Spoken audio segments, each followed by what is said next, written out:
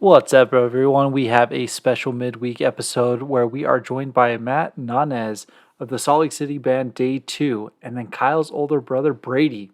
This is a special one for us because, first of all, Day 2 has a pretty important history in the Salt Lake scene, having played big shows and representing the Salt Lake scene at shows like Furnace Fest and on multiple Warp Tours.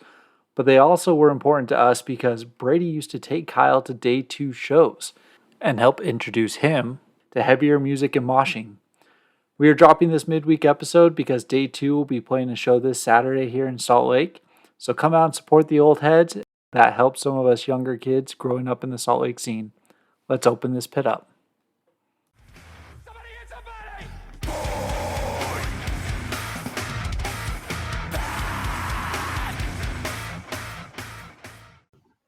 What's up, everyone, and welcome to this week's episode of the Pit Therapy Podcast with me, Trevor, and Kyle.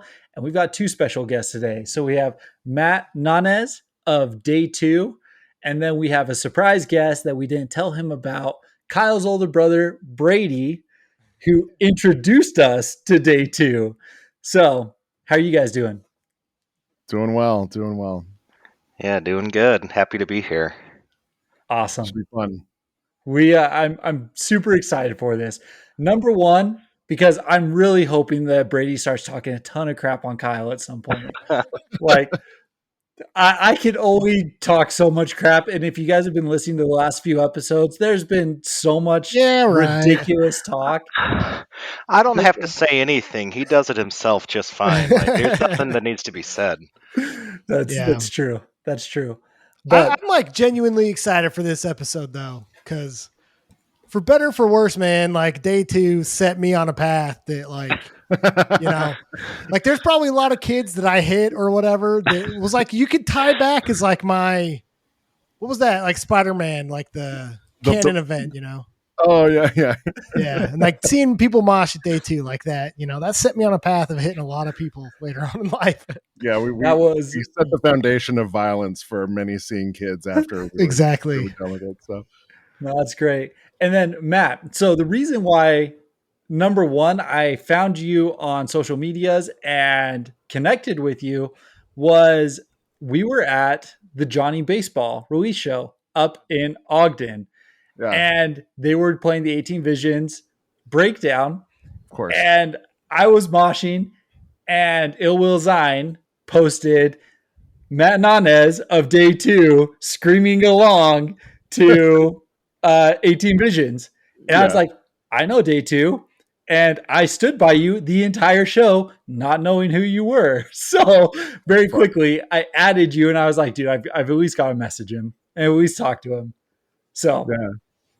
No, that show was a lot of fun. I don't know. I've been kind of like on a small, like, hardcore show hiatus. Just life, you know, like life just kind of gets in the way sometimes. But I literally live like 4 blocks away from Black Lung. So whenever I'm free, like, and there's a show that looks halfway interesting, or if I have a friend's playing, like, I kind of have no excuse. Like, you know what I mean? Like, it's either like I go to a show or they know I'm just sitting on my ass, like watching Love is Blind or something, you know?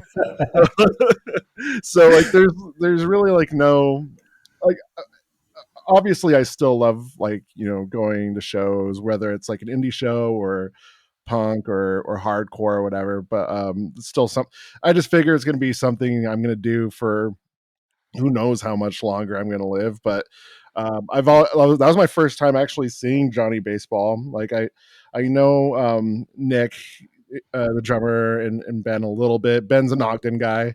So I'm like, okay, cool. Like, I'm going to show up. And that show was just like stacked too. It wasn't like a typical hardcore show. Like, I'm trying to remember Dan's Good Tears, I think. Yep, Good Tears. And then Victory Lungs played. Great. And then it was Ann Knuckles was the other band. Yeah.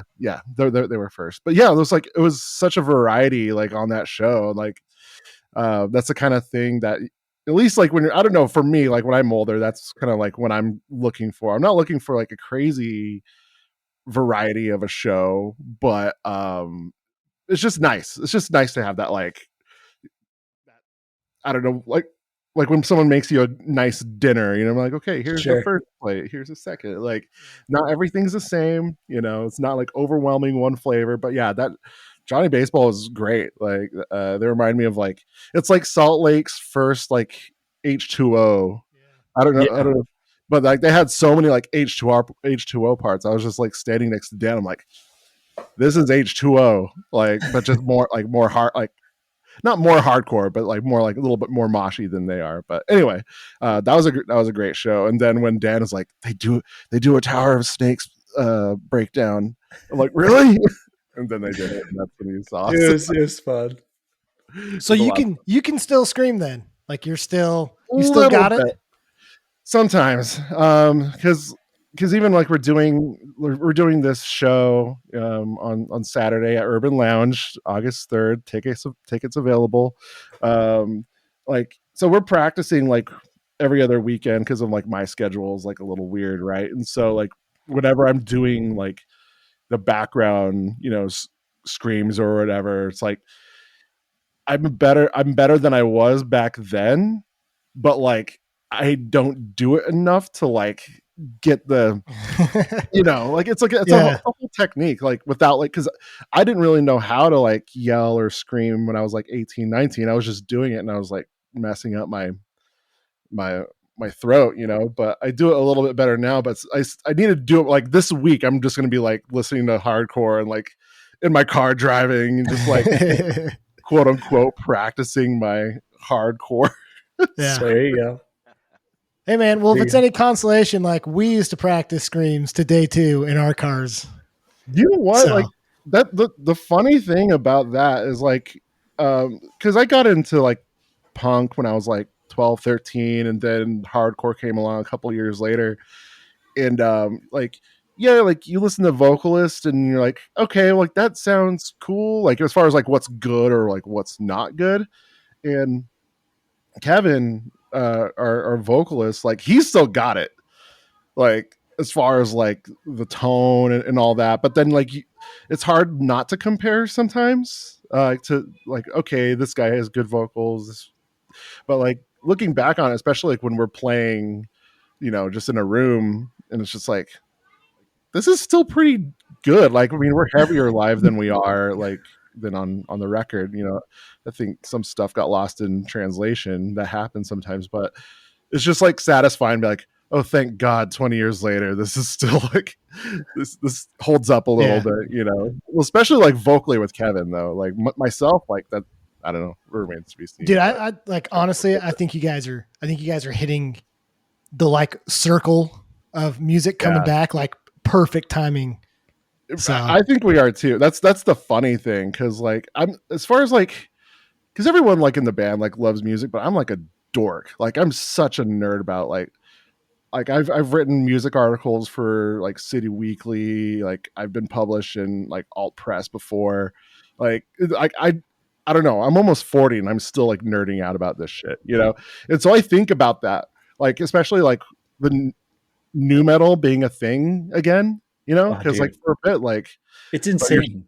yeah, it's weird. But then there's like we have this one song that we play, like, and I remember being like, because I joined the band when I was 18, and I was like hyper aware of like what was cool and what wasn't. And so when I was 18, like Linkin Park, like Hybrid Theory came out.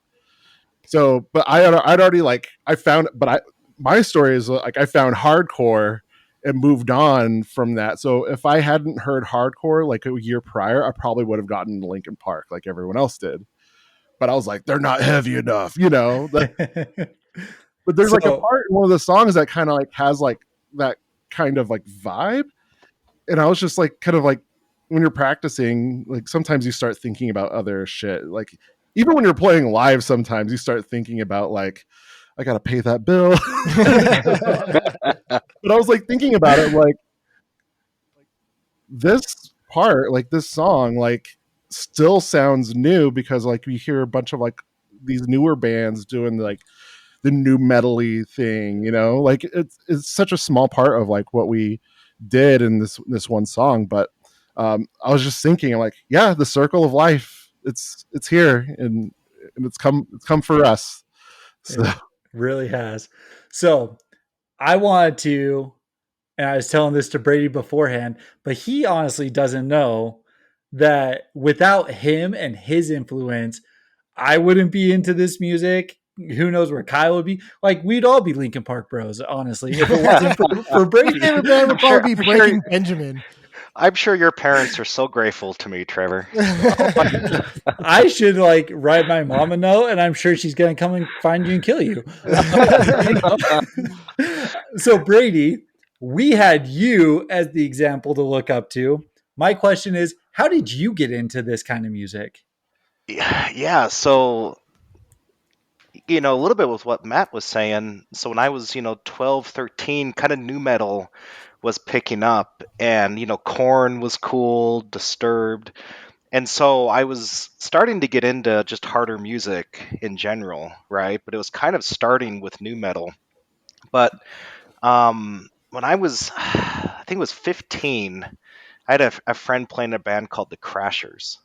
Crashers. Yeah, I know the Crashers. Yeah, go ahead. yeah. And they were playing it at Kilby Court. And so, to show you how cool I was, me and a bunch of buddies, my mom piled us into the car, dropped us off in an alleyway in Kilby Court. A little bit nervous to ditch us there, and we were there to see my buddy's band. But then, Matt, after the Crashers, you guys came on, and that kind of triggered something for me. In fact, so Matt, I got to show you something. I got a Okay. surprise. Wow. Okay. So here's the funny thing about that. So it's an audio format. So he Yeah, still has a physical copy of like the first Day 2 EP. So that was before I was in the band, but I was still very much like a hangers on, like because we were Davis County, Weber County kids, and a couple of the guys in the band had this band called Low Profile. Do you remember hearing about them? Dude, I Yeah. swear I remember that. Yeah. So they were a pop punk band. So like because they're like 3 years older than I was, and I was starting to go to local shows when I was like 14, 15. So I would like get a ride, to whether it's in Ogden at the Junction or whatever else. And um, so I just like ended up hanging out with those guys a lot. So they would like have these like parties, whatever. Like it wasn't like too crazy, So, but they would have this. They had this house on a street called Mutton Hollow along like Highway 89, and I would just like hang out with them. Like I was like I said, I was 15, 16, but I was definitely the younger kid. But I don't know, like it was like I just fell into it, And so all of a sudden they were done with Low Profile and they started Day 2, and they had a couple of one of my schoolmates, his name's Nick D'Amico. He had an older brother named Tony D'Amico who played bass, and Nick ended up playing guitar in Day 2, like during that EP. And so that was kind of like, I don't know, I was just kind of the annoying kid, like the annoying like punk hardcore kid, because I was like a little bit more into hardcore than those guys. But I would go see them all the time, and I remember when they had, I'm pretty sure I had that like EP at one point. And so if they'd play a show, I'd go, because sometimes like they would play shows at like Classic Skating would have these like battle of the band. yeah. Yeah, dude. And like I had a high school band, we played it a couple times, but they would too, So we were kind of like my high school band was kind of like a baby band, like they. Anyway, all that being said is like because they started out more as like a punk thing. It was kind of like a more like more serious punk thing than Low Profile was. But during that time, that's when like AFI's Art of Drowning, Thursday's Full Collapse, like Thrice, Identity Crisis, Safety, whatever. Yeah, it was like that era. So like all these bands were just getting like harder. You know what I mean?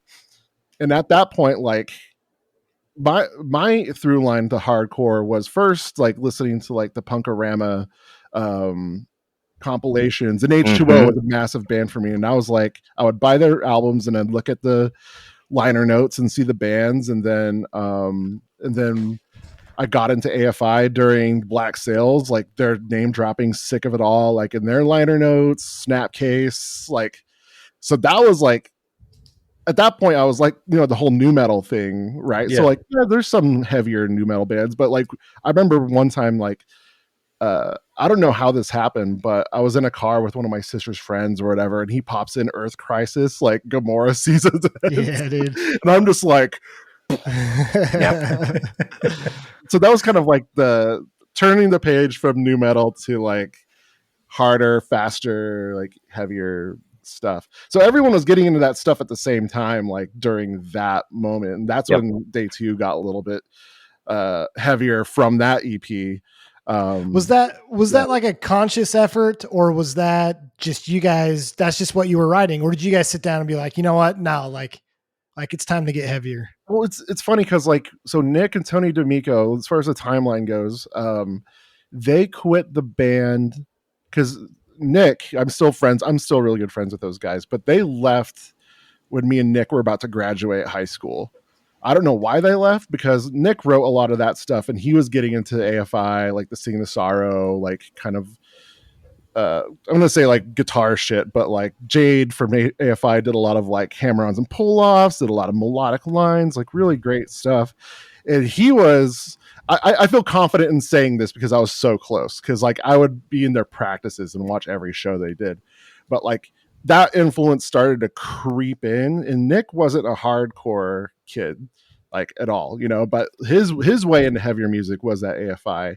And then I think Kevin, he was the only Salt Lake guy, and I think, you know, by nature of like being in Salt Lake and going to like a punk show with a random hardcore band, he would bring in his stuff. And so I don't think it was a natural, I mean, I don't think it was an unnatural thing. I just think they just thought it was cool, and you know, okay, let's put a breakdown here. But then when I joined the band, and the couple of like 2 or 3 songs we wrote when I jumped in, like I don't remember this happening, but Kevin's like, yeah, you wrote Vlad. I was like, I did. and I think the memory like has crept back. I'm like, okay, I think I did, you know, like, so like for me, like I was into like, I was the only one in the band who was like into Converge or American Nightmare or whatever like that. Or like there was a few bands that we all like agreed upon, and that was like Thrice was like one of those bands. So like Vlad was pretty, like, I think I didn't mean it to sound kind of Thricey, but it did. But yeah, like it wasn't a conscious decision for me to write heavier stuff. Like maybe like later on down the line it would have been, but like I could, as far as speaking to like a song like Vlad, like that just came out like at practice, like so yeah, none of that was really thought about. Like we found ourselves playing with all these like hardcore bands like when we started going out on tour. I mean, Brian Kilpatrick, he was a promoter of the hardcore scene like that time, like during that time he would put us on a couple of hardcore shows here and there. But like I just kind of felt like we were like honorary, like the honorary band, like you're not really hardcore, but we'll throw you on the it's adjacent, right? It's, I mean, yeah, hardcore adjacent. Yeah, you look at bands like Thursday and stuff, you know, like it's not traditional hardcore that you would think, you know, but they're adjacent, you know, they play with hardcore bands and stuff, and they're from that scene, so it counts. Yeah, it does count. Like, especially if you like know that history of like Jeff like booking shows like in his basement or whatever, you know, it's not like there were just some like kids who ended up getting on Victory like randomly, you know? Like people knew who they were booking those types of bands, and they still had that spirit about them. And like for us, like, you know, being on these hardcore shows, at least like in Salt Lake, because we were on some crazy hardcore shows like outside of Salt Lake before, but like I mean, of course, like we brought kids, you know, but we were happy to help, you know, like we, you know, do you know the band Beloved? Yeah. So like we like made friends with those guys through the shows that like we'd play with them in Salt Lake, you know what I mean? So like it was like, okay, like we'll help the scene, you know, and we made friends, and it was just respect all around, you know. Even though we weren't like aftermath of a train wreck or Cherub or anything like that, like there's times I'd show up to shows like, okay, I'm scared. Your element a little bit. So a little bit, like I know. I mean, I would go to shows like here and there, but like, I mean, we were like a emo screamo breakdowns kind of thing. But we were just like happy to be there. You know what I mean? So You know what though? Like that, it's honestly way cooler back then because like the generation that me and Trevor grew up in, like there were mixed bills, but it was like a heavy band with another heavy band, even though they were different genres, kind of, right? Like I just think back in the day, like you would see like a Boy Sets Fire mhm. with a traditional hardcore band or like a metalcore band, right? Like a Earth Crisis and Boy Sets Fire would not be like an uncommon thing to Yeah, see, you know? And like I think that's cool about your generation that you're talking about is like, yeah, we could be a post-hardcore emo type band, but still, you know, we're still part of the scene. And I feel like it's kind of coming back around again, you know, just to harp on like the circle of life, but yeah, like it's kind of coming back again because you're seeing a lot of these like random emo bands or like a Johnny Baseball, you know, yeah. like it's coming back. So, and I'm all for it. I'm all for the mixed bills. Yeah, me too. And I think it's like I was talking to Dan about it, and I was just like, this might be the. I mean, I guess I could say this with like some sort of authority, I guess, because I've been going to shows for over 20 years, and I've seen like a lot of like iterations, I guess. But like this is like the most fun Salt Lake has ever been. Yeah. It's the So most fun, less bullshit. Like it's I just think that's the having a thing, good time, you know. right? So like when you guys were coming up, you guys had like the heyday of Salt Lake Straight Edge, the absolute craziness of what was going on when Yeah, the Olympics were here and they're putting people on the terrorist watch list and stuff like that. yeah, That's a little bit before our time. We were just after that. We had all of the other just like young kid Salt Lake crew bullshit that just happened kind of thing. Shows would get shut down because this kid was now taking this kid's girlfriend kind of thing. And so they'd show up to the show to fight. You know what I mean? And like it just got shut down. I haven't seen that. So I took a while off from going to shows too. The reason we started this podcast was we were just talking music, texting each other, sending things. And I'm like, I've got to go to shows again. So it's been about a year, give or take, that I've really been heavily going back to shows. And none of that's there. Yep. yeah, It's yeah. really interesting. I think the only thing that's changed, like from back then, is just like crowd killing is a more purposeful thing Yeah. now. You know, and I have my, my opinions of that. Like, I don't know, like that's not for me.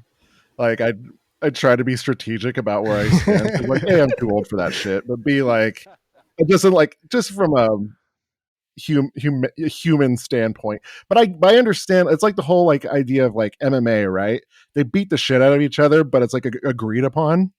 You Right. know, it's like, okay, like we signed this contract to beat the shit out of each other, and it's gonna be fine. You know, Yeah, like I mean the shows I've been to lately, there's more of like a fraternity in the pit, right? Where yeah, it's like you're kicking each other, you're punching each other, and like between songs you're high fiving and hugging yeah. each other. And that wasn't I mean I don't know if that was there 20 years ago. No, okay. So A, I don't think it was there, but B, if it was like a kid who had no idea what hardcore was about and they found themselves in that pit and they would get offended, those were the kids that end up getting beat up Yeah.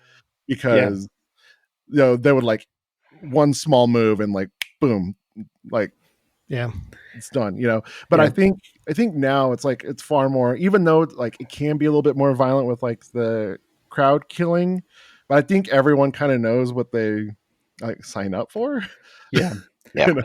The one thing about today is we are starting to see some new kids come out who have been like seeing the stuff on TikTok and seeing the stuff on social media.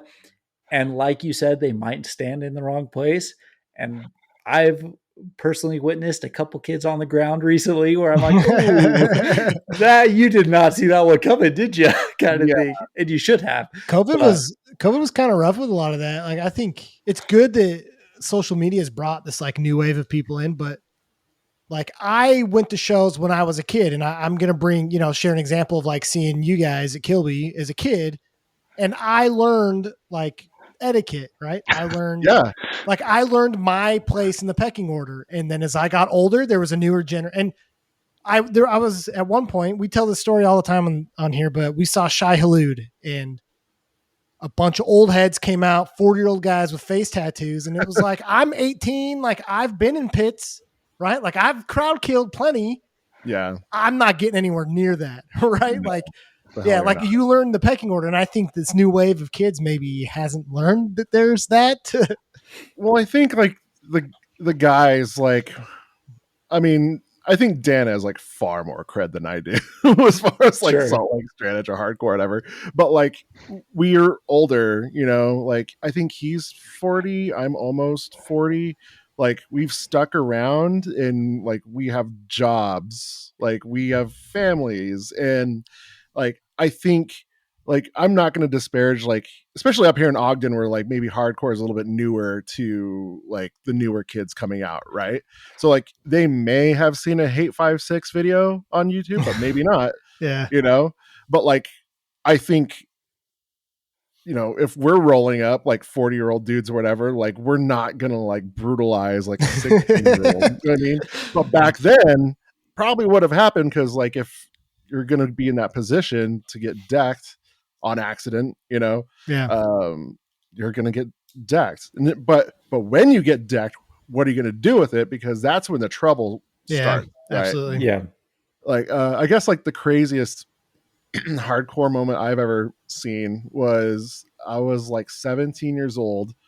The show was Hatebreed, Poison the Well, and Bane in upstairs of Deviate. Like you guys are like, were you guys there at all? I was at that. Yeah, like Yeah.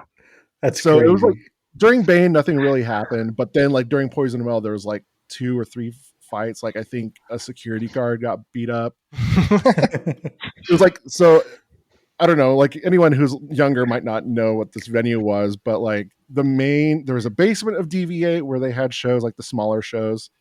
And then there's the upstairs where they had the larger shows, maybe like 500, 600 people. And then the bar was up another level. But like the floor, there was like this random ladder like on the wall where the floor was. And I remember like the security guard trying to climb up it, like to get out, get away, but the kid, like the hardcore kids, just grab them back down and like beat the shit out of them. But then during Hatebreed, like that's when like things got wild. Like about like 50 to 60 like hardcore kids like going downstairs and like breaking the window or like so like Hatebreed only played like 5 songs, but like I just remember walking down like to leave and just seeing like shattered glass everywhere. Like I don't even know what started it, but like it was just chaotic, and you will not. I shouldn't say you won't see that now, but like the vibe is just so much different. Yeah. I think it goes around often. It's like, hey, be respectful of the space. And it's because we all grew up with that kind of stuff. Yeah. Venues coming and going because Yeah. no one could hang with Mhm. windows getting busted every other show kind of thing and stuff like that. So, but I wanted to ask you, Brady. So you were like 12, 13 getting into it. 15, you said you went and saw your friends. When did you like be like, okay, I'm part of this scene. I want to go to shows consistently. And at some point, I'm taking my little brother with me so I can beat him up. Yeah, it was, it was kind of a perfect storm of, seeing day two, watching, like literally going from my first day two show and hearing kind of their punk EP to like my next day two show and, you playing stuff from Never Come Home. And like that, you guys went through the same. It was cool to see like the same transition like happen in me that happened in you guys, and other stuff was coming out. I mean, the Used were really big at the time, and they Yeah. had a similar had that kind of sound. Yeah. Um, going to my first Warp Tour when I was 15 and hearing that stuff, and it just clicked with me, and it just it was the right combination of kind of the speed, the aggression, but still like the fraternity that like wasn't there in like new metal and stuff, Yeah. that was just kind of a different feel where it was just felt right to me. And then I think I was 16 and I could drive, and taking Kyle to shows. Took him to. I think his first show I took him to wasn't like a hardcore show. I think we saw Tiger Army. Tiger Army and the Damned, which was a pretty cool Yeah, show. that's pretty cool. But I mean, just my poor parents, us taking car rides and me putting in my music, and my parents always tried to be like the cool parents that are yeah, like we're just whatever you like, we want to listen to, and I'm like, I'm like, careful what you wish for, Yeah. Yeah, and fun with that. so making them listen to it, but then Kyle's in the back seat hearing it too, and so um, Absorbing it all. So I remember very vividly Brady, you had this friend, his name Mike, and he drove this like beat up Datsun truck. And I'm pretty sure it would like catch fire on the freeway when we were driving and stuff, right? And so I remember we piled in the car and we were driving down to go see you guys at Kilby Court. And Mike could scream, but me and Brady couldn't. So we were doing the clean vocals, and then Mike would scream the screaming parts. And then we went and saw you guys. And I was what, 12 you were maybe? 12, yeah, you'd It's be 12. amazing. And I remember sitting in the back of Kilby Court and seeing people like hardcore dance for the first time. And I just sat there like, oh, I want to do this so bad. But Yeah, I was way smaller and stuff, so I didn't get in. But it's same thing, man. Like it just clicked with me even at that age. I was like, this is what I want to be a part Yeah, of. and then later shows Kyle tries to get in the pit, and I remember that pecking order you're talking about. And there's a pecking order in our family too, and I think he caught a good one from me. Probably. yeah. Maybe like beat him up when you get home, but maybe not. Like the show's the perfect place to get retaliation. Yeah, I because guess. then he can like plausible deniability, right? Like, oh, well, Exactly. I didn't know he was there. As he's grabbing my shirt and just punching me, No, that's funny. Like as far as like my own like journey, I guess, because my sister is like 2.5 years older than me, and like she was kind of like we were kind of like listening to music together, so we were like both equally listening to new metal, like the first Deftones album or the first Limp Bizkit or whatever else, right? And then we would differ on certain things, right? Like so she heard Jimmy Eat World before I did, but I was the one that globbed onto that, and she didn't really stay into that. But then there was other indie stuff that she would get into, and I would listen to that. But like I remember, so AF like really like H2O and AFI were like Yeah. the big ones, and then I remember like she had this compilation from like Nitro Records, so it was like early AFI when they were more punk, like the goth stuff didn't Yeah. happen yet, and I hated it. Like Davey Havok's voice on those first couple albums, like I'm used to it now, but I was like, what is this? And I just remember like we had mutual friends that we'd go to punk shows and stuff like that, and I ended up tagging along to go see AFI because like one of the girls was cute. So like that was like my way of like, oh, I'll go to that show I guess, but AFI sucks. But little did I know they went through this whole like dark transformation, and that ended up being like the first tour they did for Black Sails, and like Death by Stereo opened. Yeah. Sick. And so like that, so they started with like that intro song for Black Sails, like through our bleeding. Yeah. I was just like, what the hell is this? So I was like sold like Yep. immediately, So like my sister, like she would just like every now and again like take me to shows and vice versa. Like our parents would drop us off like before any of us could drive, and like I don't know, like having like an older sibling like kind of take you along is a fun way to get into music sometimes. And I mean, maybe not my sister. Actually, my sister could probably be my bodyguard. Like she would get into fights too. So did you get into like way heavier music than your sister? Yeah, like that's what happened. Like, cause I think like she would like, I remember hearing Jane Doe for the first time. I must have been like 16 or 17. Yeah.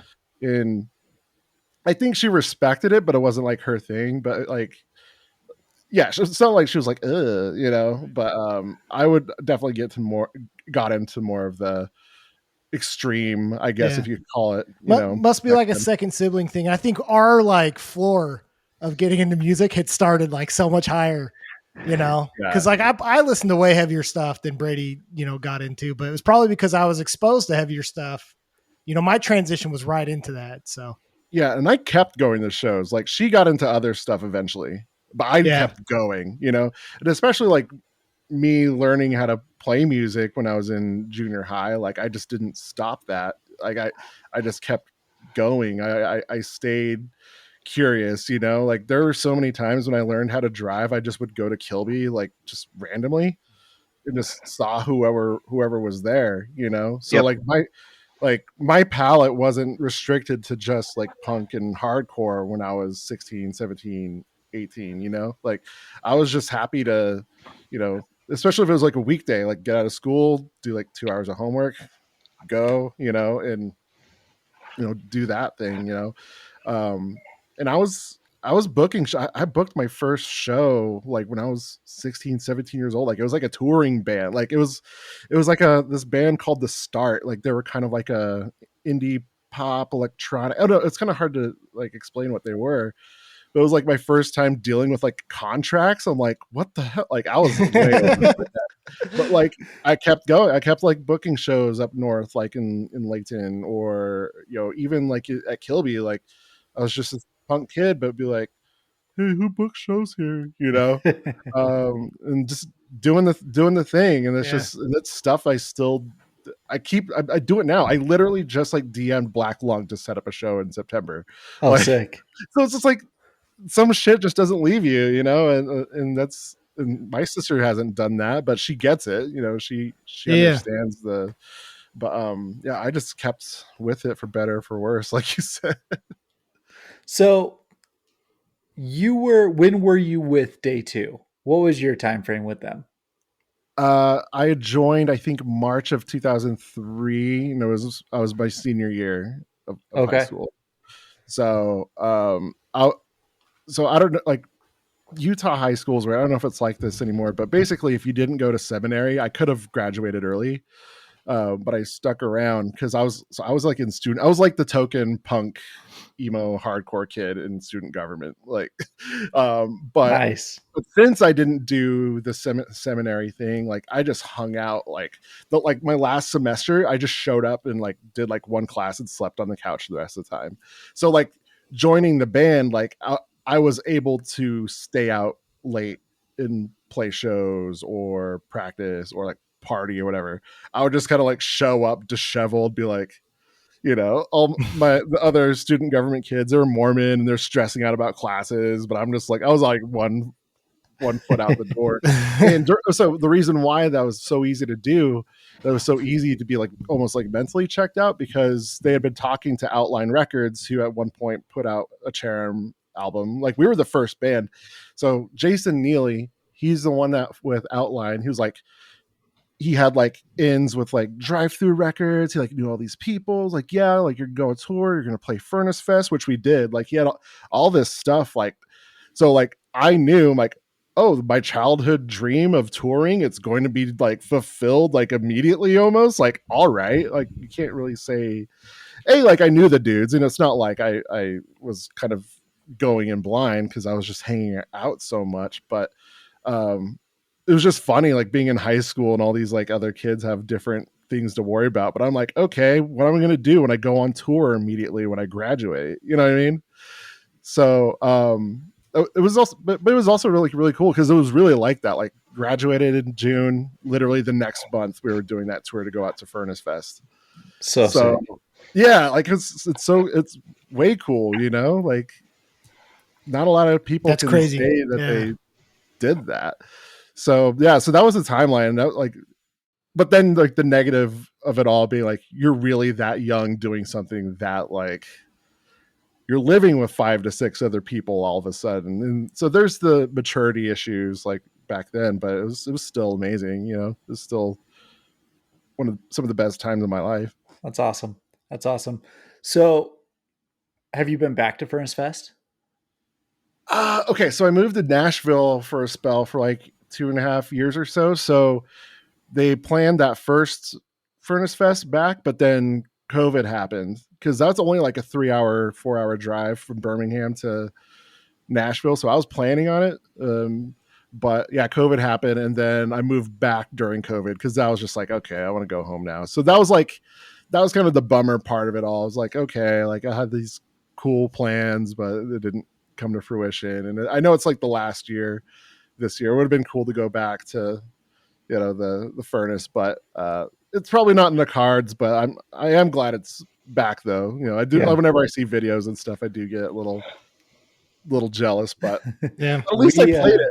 Like I was talking to Jaws, like y'all know who she is? Yeah, Like, yeah. yeah. So like I was playing this show for her like 2 weeks ago with my other project, I guess, Swans and Ever, and Yeah. we were just kind of talking about hardcore in general. It's like I brought up the fact like, yeah, I played it in 2003. She's like, okay, hold up. She gets her phone out and like sees all the bands that were on that list. She's like, dude, you have cred. I'm like, I know. Like I know I have cred. Yeah. Like, and also like a couple like other like weird random stuff too. Like we were on this Northwest tour. It was only maybe like 5 days or whatever, and then we were having a hell of a time booking something in Seattle. Well, it turns out American Nightmare was on tour, and one of their opening bands, Fairweather, like had dropped off the tour, and so we're like, let's find out who the promoter is, and we ended up on like an American Nightmare show in Seattle, and I love American Nightmare. Even back then, like. It's funny, you can find a YouTube video of this exact show and you can see like me like freaking out like It's so sick. yeah, I know, it's so funny to watch. I'm like, I'm losing my mind. But like that was so intimidating, but at the same time, like looking back at it now, it's like we did that shit. Yeah. Like no one can take that away from us, no one can take that away from me, like having those like cool experiences like in this weird world of hardcore or punk. This is honestly so cool to hear, because as a 12-year-old seeing you guys at Kill Me Court, I just thought like, here's the band from Utah that played at Kill Me Court. You know what I mean? But Yeah. like growing up, I just like I never thought to like, hey, let's look back and see what Day 2. Like I never knew. So it's incredible to hear that you guys like were not just the band from Kill Me Court that a 12-year-old saw. Yeah, like and that's the thing too. Like I think if I'm just looking at it like objectively, like I don't think we necessarily got our flowers, because like our CD release show, we played in the venue and in the big room, and we had like 800, 900 kids come out. I was there. Yeah. I'm holding up there. Is it pink CD? Because if it's pink, then that's the Oh, yeah, edition. it's pink. Yeah, the yeah. CD's in my CD case, but Yeah. No, like there was a misprint, so that's how I know. Like when people were Yep, early onto I was that. there. But like, yeah, you saw like we packed that place out, and I don't think any local band has really done that since.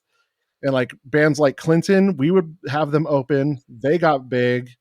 Like we brought like, as far as like the local scene, as far as like the heavier, not so much hardcore, but like there was the tide went up when we were doing our shit. Like, and we would go out on tour and we would get bigger, and the scene would get bigger, and we would put these bands on our shows, and it's just like, yeah, like we helped that. Like I know that, like not even a fact of like being like egotistical or anything. It's just a fact. Like, so let me ask you, because you were talking to Jaws, I'm assuming, listen, like I know Jaws just in passing, right? We've talked to each other a couple of times. She's younger than us. We knew Day 2, right? But Day 2 was even like starting to creep out when like we were really coming up. So you just mentioned Clifton. Like Clifton is the Salt Lake band that I was like, that's the band that I latched on to. That was like my local band, right? Do you feel like Day 2 just like has been lost in the Utah lore? Like, do you feel like the young kids like really just don't understand what the scene was back then? Yeah. Like even like because we played a show like 10 years ago, and I think we're underrated. Like absolutely we're underrated. Yep. But like at least for me, because those guys don't care about that. Like the rest of the guys in my band, they don't necessarily care about that shit, because like they're not the music dork. Like I'm the dork. Like I would get so much shit for the stuff I would listen to in the van. Like I remember putting on like Death Cab for Cutie, and they're like, what is this shit? But I'm like, but they were like admit to me now, like, yeah, that was actually pretty good. I'm like, I know it was good. I knew what I was talking about. But like I'm the one who's like thinking about that stuff. You know what I mean? And so like when we put the music on Spotify, like that was important to me because like, all right, it's there for whoever Yeah. wants it. Like we break even on that, you know, like on yearly Spotify or whatever. Yeah, Kyle, who was it who texted you that they were on Spotify? Yeah, it was you. Yeah, man. I just for some one day I'm just like, I wonder if they're on Spotify, and there you were, Yeah. and it made my day. Yeah, and that was like an important like project like for me, you know, like because that was during COVID, you know, like I was working a little bit too, but like okay, this is gonna go up. Whoever's gonna find it is gonna find it, and I think like newer people are finding it now too. You know, I mean, especially like with the show that we have coming up, like our name is getting out there again, um, and I think like now that we're older, like it's like a fun thing for Mhm. us. You know, like it's not like we're gonna go on tour again, which is funny because we got asked by Inaviate to play their Las Vegas show, which was like the day before, but like we were just like, oh, you know, do we want to do that? You know, Vegas. I was probably more down with it than the other guys because I'm more like, all right, let's go, you know, crack my knuckles. But like all that being said, like, yeah, I do think we kind of got lost a bit because like Clifton was the baby band to us, you know, like Mhm. we almost like every other show, like once they started, we would have them on, you know, and then their metal influence crept into like what we were doing. Like if you hear some of the demos on that the version I put up on Spotify, like very clearly the more metalcore stuff was going to happen because we didn't put out another, you know, full length after that. But yeah, no, it's weird to think about, like, but I do think that's true, like 100%. You know, so Yeah. whenever we have these opportunities to kind of come out of retirement Yeah. So and sick. play, like it's you know it's A, it's fun, but B, like it's like okay, like we can still do this, you know. So, Go ahead, Kyle. a big part of what we do on this podcast is we find smaller local bands to different areas of the country, right? Mm. Um, and we've found some real good bands, like real good bands, like very unique sounds, very like super different, but really good quality music. And it's like, I just don't get though, like what is stopping them? Like what's the reason that they can't take like this huge step and get huge? Like because they're great, man. Like bands that are kind of like reinventing certain sounds and bringing stuff Mm. back. Like we are friends with this band out of St. Louis called Interpersonal, which kind of reminds me a little bit of, you know, the sound you guys had back in like 2003, right? It's just, Mm. but like their own take on it. And it's really cool. But I'm just sitting here thinking like, why do you think that it, like, I mean, you played Furnace Fest, you did a couple tours, but like, why, what was it then? Like what stopped it? Like what was it? As far as Well, our band goes, I think like you guys were about to blow up and decided to kind of pull the stop. You stopped it essentially, right? well, okay, so this there were a few things that happened that kind of pulled the brakes a tiny bit, at least on us. Because we did end up on Warp Tour too, like for like 2004, we did that for about like 3.5 weeks or so. And so like as it happens, like you're playing with these bands, like, and you're good enough to impress these touring bands, like your beloveds or, you know, Seosin or whatever. Like, cause we ended up going down, you know, Anthony Green era Seosin and opening for them in Chain Reaction in Anaheim. Right. So like we're meeting all these people, our names getting around. We had a couple of like legitimate label offers for us. One of them didn't make sense because it was tooth and nail, and like they didn't say like you need to be a Christian band, but they were like questioning like because I know there's not Christian bands on there, but like it's something that they do like ask. They Yeah. were like, no, we are not.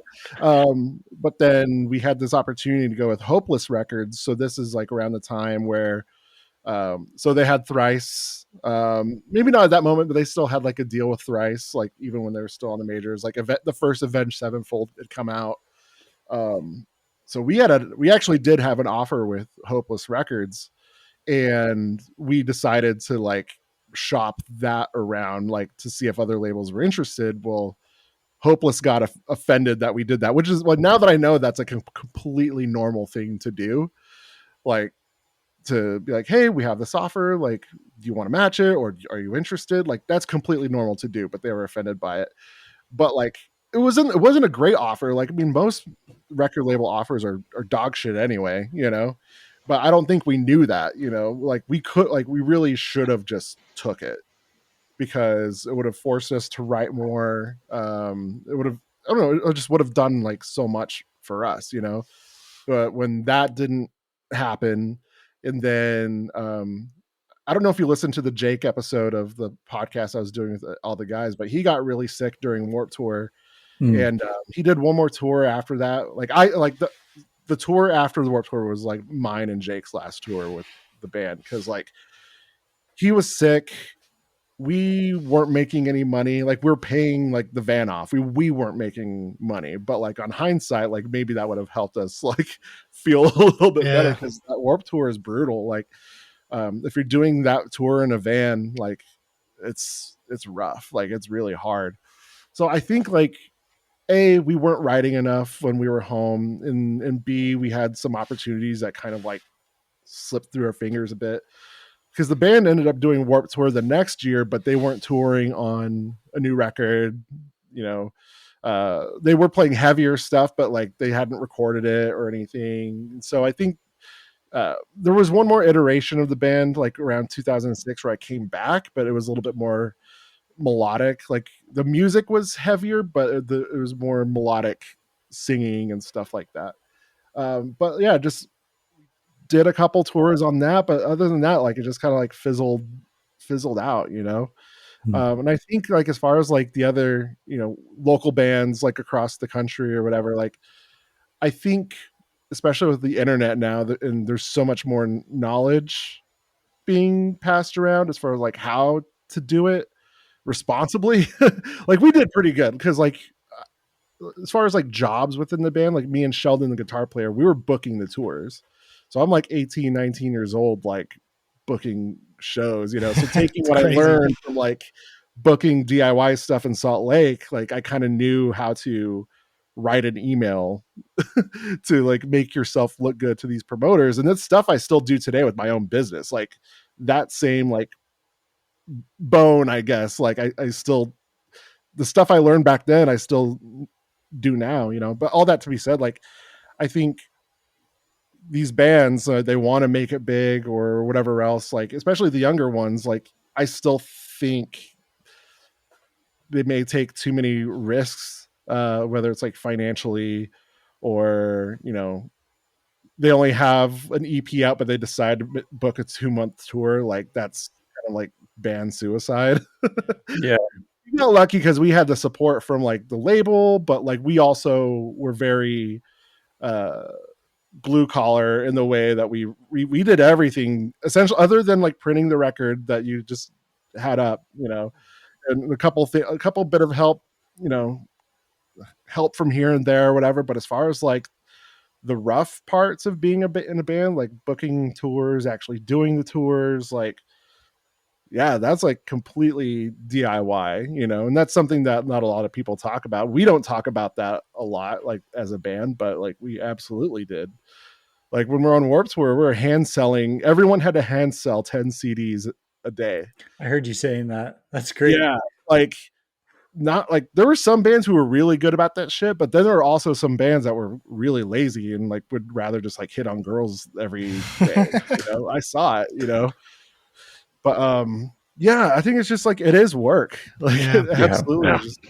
Just, and if you just kind of show up being like, yeah, writing songs is great. Like, I love writing songs, even now with what I do, but like, I know if I'm going to start touring soon, which might happen, like, that's going to take work. So Yeah. not being allergic to that kind of stuff and being smart with resources, That's such a good point of like, it's work, it's a job. And if you treat it like, I guess, we've talked to other bands that have just said, like, we're cool being the local band, right? Like, we've got other stuff and cool, man, but if you're trying to make it big, like, you gotta treat it like a job. You can't just show up and think like your music's only going to get you so far. Like, you've got to do the rest of it, Well, and the whole like idea of selling out was far more prevalent back then too.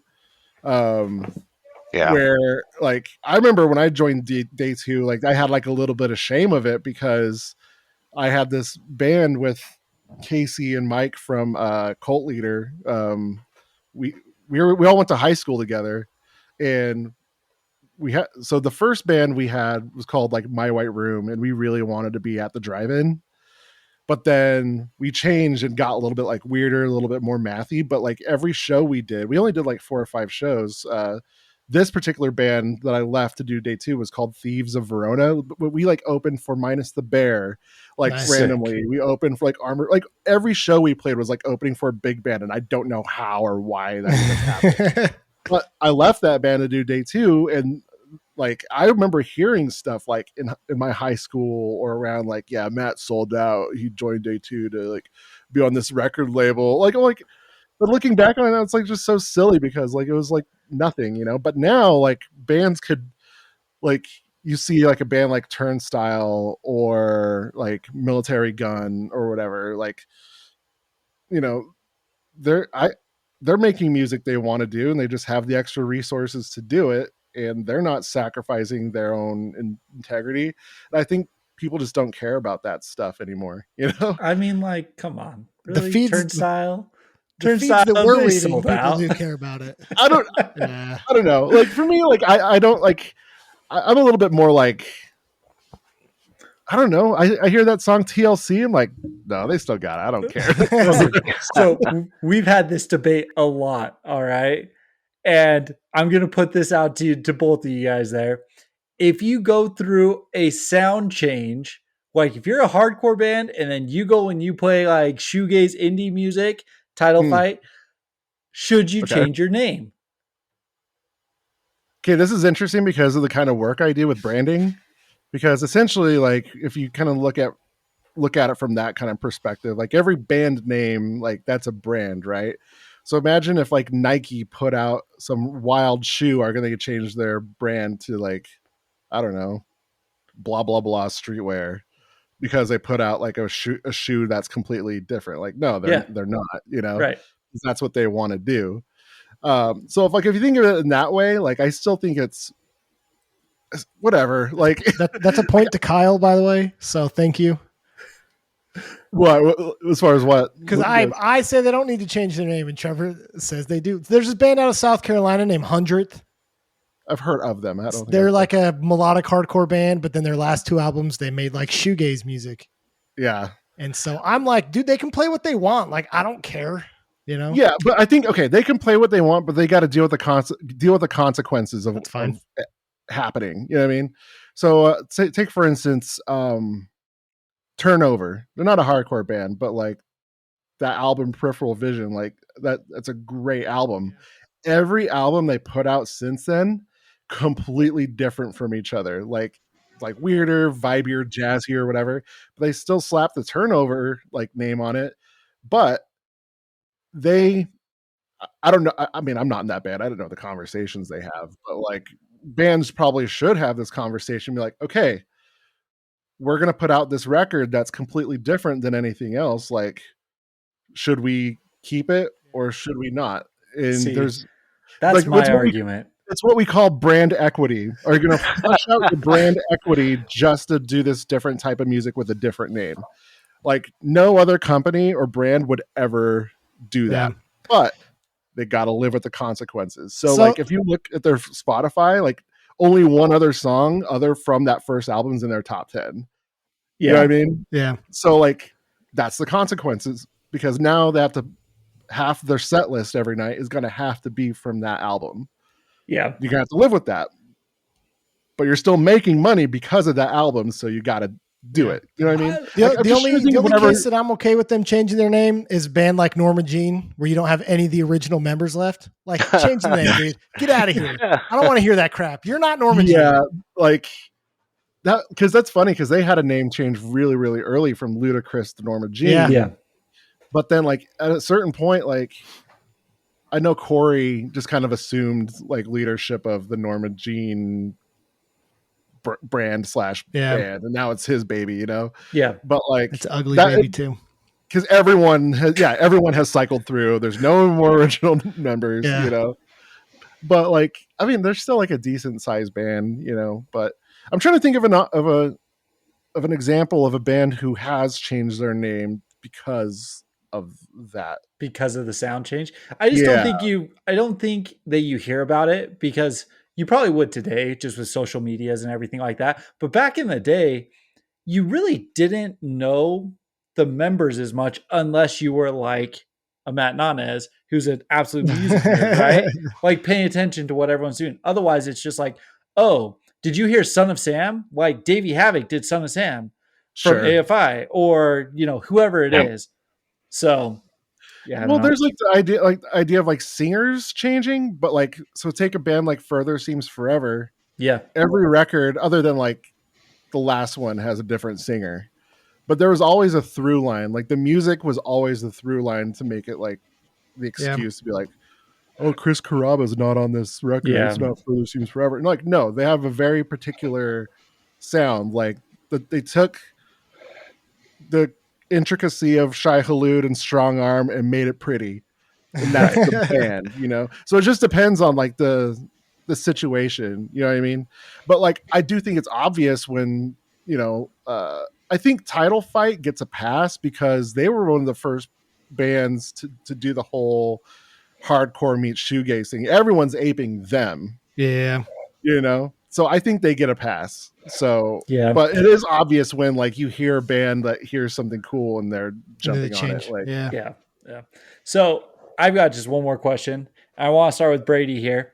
What is like growing up? I'm thinking like 16 or 17, your most memorable show, whether it's just because the bands were awesome, whether it's because security guards are getting beat up, like whatever it is, like what was your most memorable show like 16 to 17? Because that's usually like Yeah.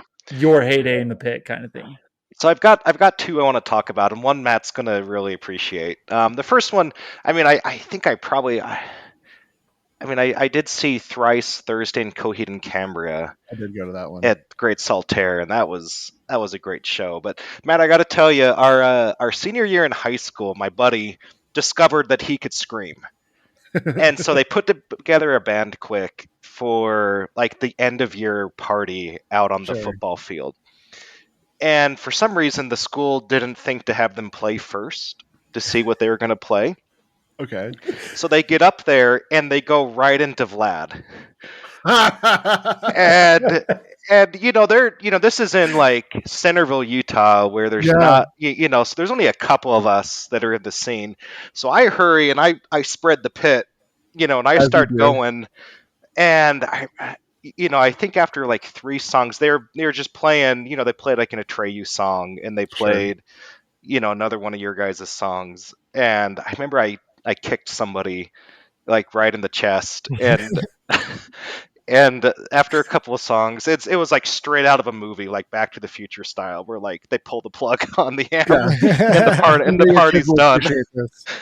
But they You had hit with your kids. Yeah, but that was very memorable because they started right off with the day two song. So if you did not know, you were being covered at like high school Yeah. That's end of year amazing. parties. That's great to hear because I don't like because there's a lot of things you don't hear about, like because like there's like people that I still kind of know. Well, like for instance, um, he's not a close friend, but his name's Chad, right? Like we've stayed in touch throughout all these years, and we posted this flyer on our Instagram. It was like one of our shows. It was like a tour kickoff show or whatever, and he was just like just a random people being like, oh yeah, I went to that show, or just like little things that they still remember. Even like that particular show wasn't like great by any means, but like they didn't forget about that like 20 years later, And so like that's always like cool to hear. I'm sure I'm gonna hear a shit ton of stories on Saturday. Like I'm sure of it. Like because that's gonna be because So if anyone's listening and they want a ticket to the show, they should get it because we've already sold like half capacity, like Oh, ahead nice. of time. So I'm it's checking it out like right after this. Once Yeah, we're done. yeah, I'm like gonna, Brady, I'll go with you. let's do it, I'm Trevor. planning Let's on go, going man. over. So Let's go. I'll have more gray hairs than most of the people in the pit will have chest hairs. yeah, But I'm ready. I'm ready to go. it's a 21 and older show. So it is. Okay. All right. But like, but you hear like even like it's funny in Aviate, they're kind of resigned to the fact that it's going to be a day 2 show versus an Aviate show because they're headlining. But they're like, yeah, it's a day 2 show.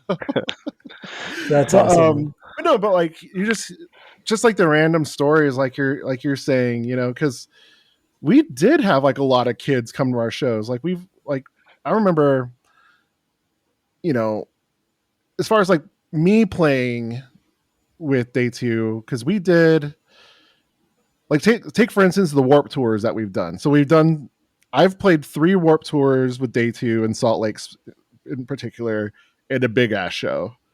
So like those are the more like random kids, right? Because Warp Tour is like for a lot of people was like the only punk adjacent show that it would go to a year, right? Like and maybe a certain amount of percentage of those kids would find out like, oh, this band's coming back in 3 months. Okay, I'll go see them at Kilby or whatever else. Like there was a percentage of people that would hop into the scene from a Warp Tour, right? But then you get the vast majority of those people are like, you know, just to give them a derogatory name, normies, I guess.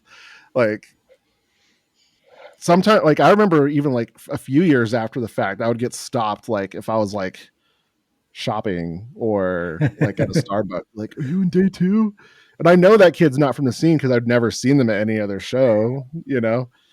And in and so I'm curious like how many of those people are going to come out and be like, oh yeah, I saw you there, or saw you at Warp Tour, or whatever else. You know, it was a good amount of like almost like every single time I would go to Salt Lake or go do something, like I would get stopped. Like my wife at the time, she'd be like, do you know these people? I'm like, no.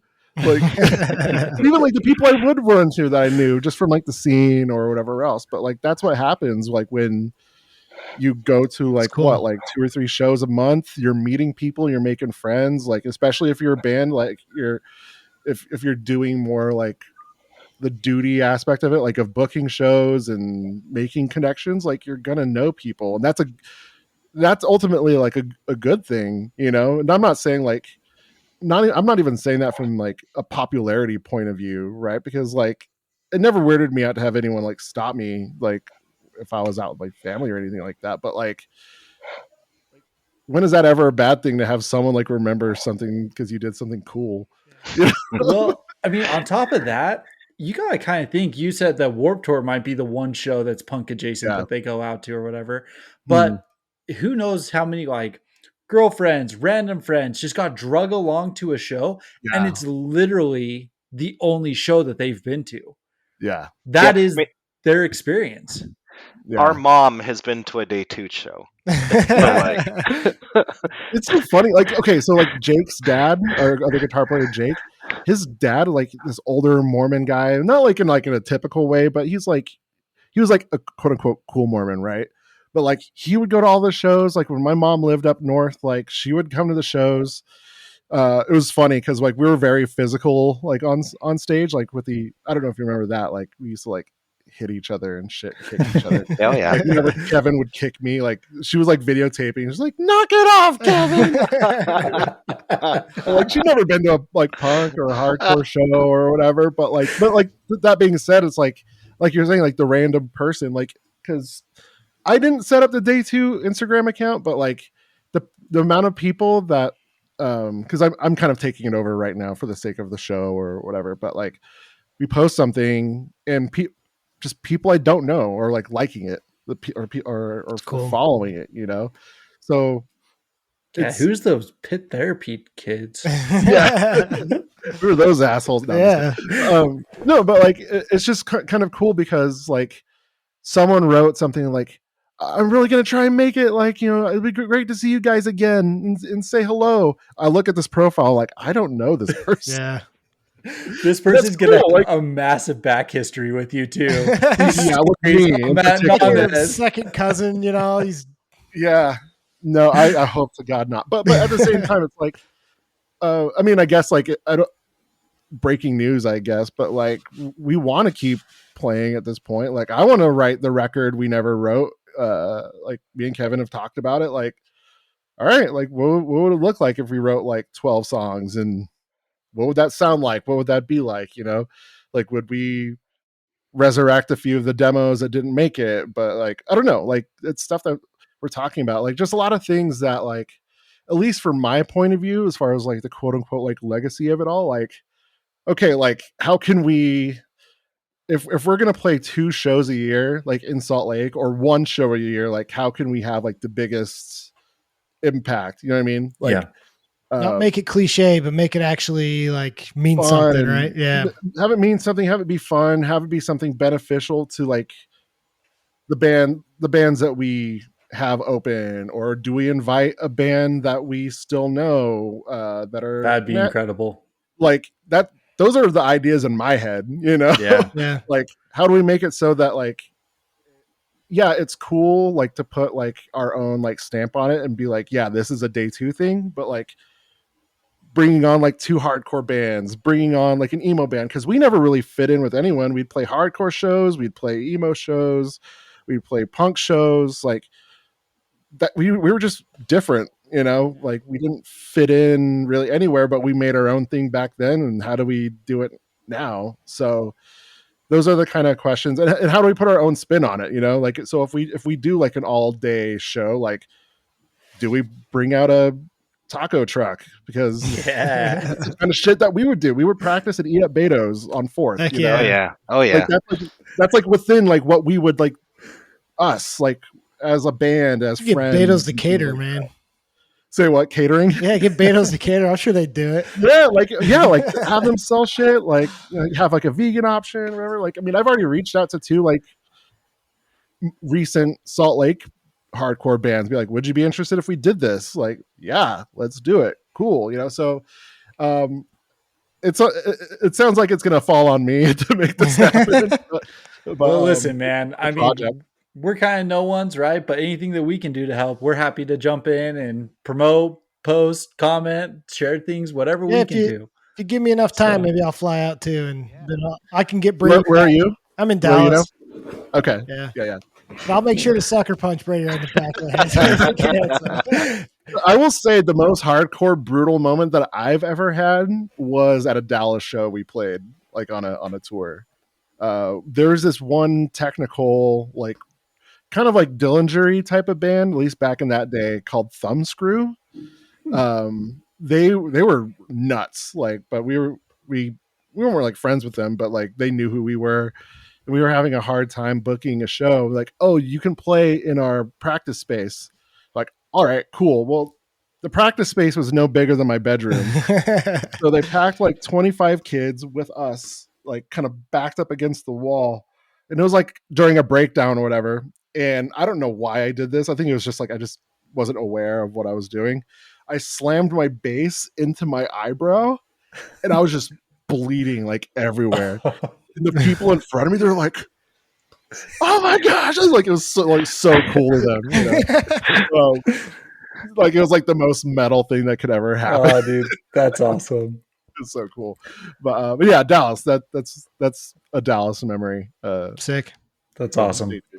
Anyway, but yeah, whatever happens, I've got a little bit of time to make something happen. But if something does happen, like as far as like playing a bigger show or making like a all day fest or whatever like that, like it is important for me to throw some hardcore flavor on there, especially Salt Lake wise. So that'll be sweet. Keeping up with what we did back then, I guess. Yep. Love it. Got him. So, well, seriously, man, I appreciate you jumping on. We appreciate, you taking as much time as you did with us. Day 2, got a show on Saturday this coming up. I'm going to bust this episode out. We're going to throw it up as a midweek so that it's there, and hopefully can add a little bit of promotion for you there. And then Swans of Never is your other project, right?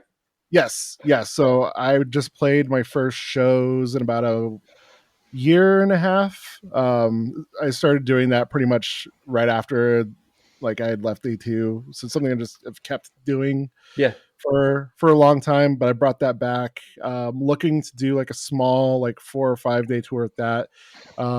It's kind of like a, if anyone's familiar with one line drawing, the singer from Far, Jonah Matranga, he's kind of like the influence for that. Like it's basically just like a songwriting vehicle for him, but sometimes there's full band stuff, sometimes there's lo-fi stuff, sometimes there's acoustic stuff. But this small little tour that I'm planning, they'll just be me solo, but they'll probably run like Denver, Salt Lake, St. George, Vegas, or whatever. But Sweet. yeah, so I'm just keeping busy. Like, I'm almost 40, still doing this shit. At this point, it's not stopping for better. That's Too awesome. far Might in as now, well man. just- You're too far in. Can't quit now. Yeah, I'm in too deep at this point, and I just keep meeting cool people. Like, so if I could have a band shout out before we go, Yeah. this band from Denver called Broken Record. They're great. So kind of like a emo punky type of thing, but just like really solid songs, great vocals. There's like a husband, like it's led by a husband and wife. Oh, cool. Nice. But she, like, her lyrics are great, her singing's great. Basically like Jimmy World with a little bit more steroids, but amazing stuff. Like their full length is really good. So I'll be going out there, probably playing with them, and then seeing what else shakes loose at that Nice. point. Anyway, Awesome. Cool. Well, we like I said, we really appreciate your time, Brady. Yeah, thank you so much for jumping on. We'll have to get Kyle up here, and I want to see you punch Kyle in the back of the head. So right, dude. I want a scene report after. we'll have to film Tag us on that. Instagram. I don't even need to go to a concert to do that. So we're Just show- Yeah, right, dude. True. We'll just put it to a day 2 song. You know what I mean? Yeah, I'll run with those, but I'll have to report the covering the Vlad thing. I'll have to tell that to the guys. I think Dude, that's awesome. That's they'll awesome. love it. Well, listen, man, I really am going to try to make it out on Saturday to catch you guys. Hopefully we get a full show. It's at Urban Lounge. And so there's 4 bands playing. It's in Aviate, you, who else? NVM. I think that's how you say that. I don't know. You know how some bands like abbreviate and they take out the vowels. Like I think we're saying NVM, and also Paris Green, another like kind of like indie Salt Lake indie band that kind of came back from like I said, back from retirement. They've been playing a few more shows, so it'll be cool to see them too. Cool.